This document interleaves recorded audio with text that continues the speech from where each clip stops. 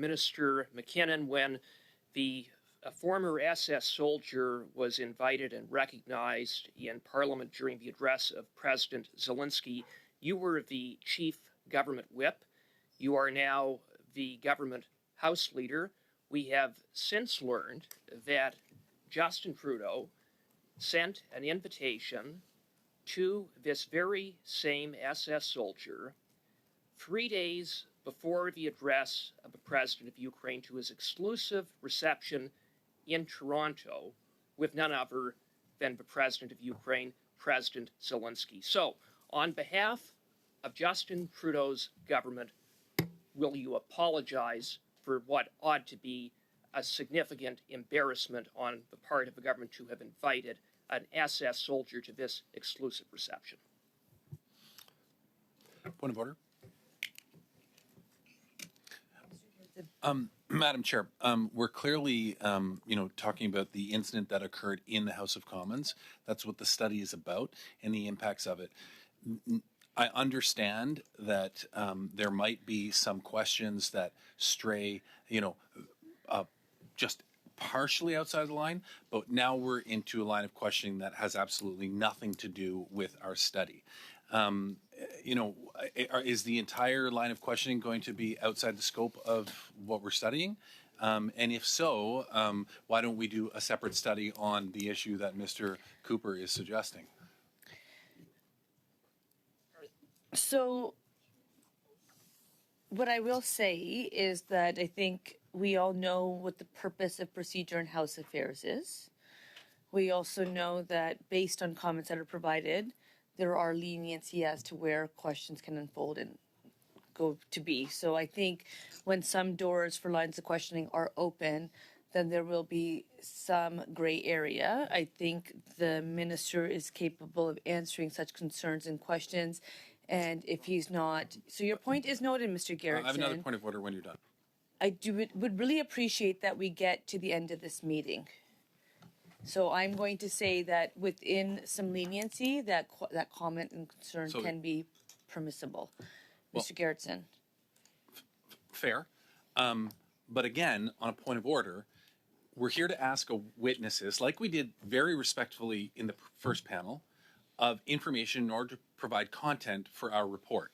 Mr. Cooper is asking for, not only is he entertaining discussion outside of the scope of the work, he's literally asking the witness now for something that has nothing to do with the actual report. He's asking him to apologize for something which has nothing to do with the report. So I just want to understand if we're going to be spending the next hour in this manner or if we're going to actually be trying to contribute to the report. I would hope that Mr. Cooper now will want to respond. Yes, Mr. Cooper. Well, Madam Chair, it absolutely is pertinent. This is a Prime Minister who claimed he knew nothing about this individual. We now learn that he sent an invite to the very same SS soldier 3 days before the address of the President of Ukraine. And I asked the government House leader a very simple question: will he apologize on behalf of the government? I would hope the answer would be yes. And so good news. As members of this committee, we get to ask questions. We do not get to predetermine what the answers are, but I'm sure the minister looks forward to answering it. I am going to ask us to remember why we are here. And based on why we are here, I would like us to continue having a respectful exchange. And I would like us to come to the conclusion of this meeting as quickly as possible so I can start looking forward to Thursday's meeting. So with that, I'm going to restart the clock, you're not starting from the top, but your time of 1 minute for your question remains. And I'm going to give the floor to Minister McKinnon. I am confident there will be no more interruptions. And I'm also confident that Minister McKinnon will be brief in his response so that Mr. Cooper can continue with his line of questioning. Minister McKinnon. What I said in my remarks is that the Prime Minister had offered his apology in the House upon learning, outside the House, upon learning of the error that was made by the Speaker, and spoke, I think, through the forum that was offered him to our visitors. Indeed, we've acknowledged that This was a terribly embarrassing incident for Canada, and I think that stands for itself. Prime Minister only acknowledged the invitation of this former SS soldier after he got caught, after it was reported by the media, several months after the fact. Why did the Prime Minister hide this fact from Canadians? I'm not sure I accept the premise of the question that he hid anything. The premise of the question is very simple. There's a list of invitees from the Prime Minister. That comes from his office. It included this former SS soldier. He has said he knew nothing about this individual. He had no knowledge, no involvement, nothing whatsoever. And now we learn through the media that, in fact, his office, 3 days before, sent an invite to this individual. So again, why did the Prime Minister withhold this material fact from Canadians about his office's involvement with this former SS soldier? As I think you acknowledged, Mr. Cooper, I was the Chief Government Whip.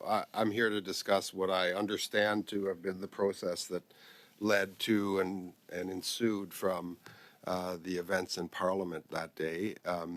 The fact is that an error was committed. The Speaker acknowledged that error, took responsibility for that error, paid arguably a very high price for that error. We were all embarrassed by that. I think I speak for all parliamentarians in expressing our embarrassment for that event. The Prime Minister himself expressed his regrets and apologies to President Zelensky. He expressed his apologies in respect of his invite to of a former SS officer after he got caught. And speaking of the former Speaker, yes, the Prime Minister threw the former Speaker under the bus. And the Prime Minister said he did the right thing in resigning upon inviting and recognizing a former SS soldier. Why one standard for the former Speaker, who the Prime Minister threw under the bus, and not the same standard for the Prime Minister who invited this very same former SS soldier to an exclusive reception where, had he attended, he could have very easily accessed or would have been within feet of President Zelensky? This former Speaker stood in his place, acknowledged the presence of a person whose background that no one was aware of that day. I was there that day. I assume you were there that day. The past history of this gentleman was unknown to us all. The fact that he would be recognized was unknown to us all. And the Speaker took his own initiative to invite this person to the speech, which was a decision that was made by the Speaker and solely by the Speaker. So that's what I can comment on here, and I think the appropriate apologies, starting with the former Speaker, continuing with the Prime Minister and others, have been made. And I think sometimes, Mr. Cooper, when something... Wait, so I'm going to actually interrupt both of you fine gentlemen. For the last 53 seconds remaining, I've provided a lot of leniency. I will remind us all that we are at the Procedure and House Affairs Committee. As somebody who lives about an hour away from Toronto, I feel like they receive a lot of attention. I would like us to resituate ourselves to the House of Commons in the nation's capital so that this committee can do its work. So I do believe I've demonstrated a lot of leniency, and I would just like us to get back to the study and the work that we're here to do within your last 53 seconds, Mr. Cooper. The Prime Minister threw the former Speaker under the bus. He took no responsibility. He covered up the fact that his office sent an invite to this former SS soldier. So, through you, Madam Chair, to Mr. McKinnon, I'll ask the question I posed to you at the start of my round. Will you apologize on behalf of the government for this outrageous invite? Well, I reject the premise, unfortunately, Mr. Cooper, of your question. And stand by the invitation. Of course, what I said in my initial... You have no shame. What, oh my heavens. Point of order. Point of order.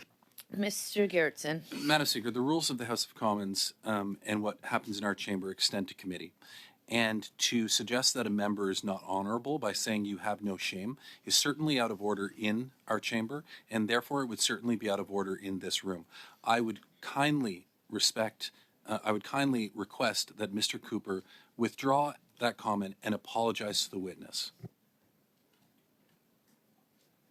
I withdraw. Are you not embarrassed, but you won't give an unequivocal Okay, apology? so on the I part of think the this is government? where I really do believe in the work this committee does. And I think what happens is that I really take my role seriously as the chair of this committee, believe it or not. And I think you do all take turns at trying to compromise the work that I do. And it makes it very awkward and it makes it very difficult. And I will just let you know that I do not appreciate it. So if we can just continue to carry ourselves with the regard that I know we can, we are by default honorable members. We don't even have to prove it. We just get that title. So let's just be that title for the dozens of people who are watching. So I do think Mr. Cooper recognized and did retract those comments. We'll leave it at that. The last 17 seconds will be yours, Mr. Minister McKinnon, to respond, and I will be moving on to Mr. Gerritsen. I said, I think, what I can say and understand to be the case about the incident to which you refer. Suffice to say, Mr. Cooper, I fully put to you that the Government of Canada has expressed its extreme regret for the error that the Speaker made, the former Speaker.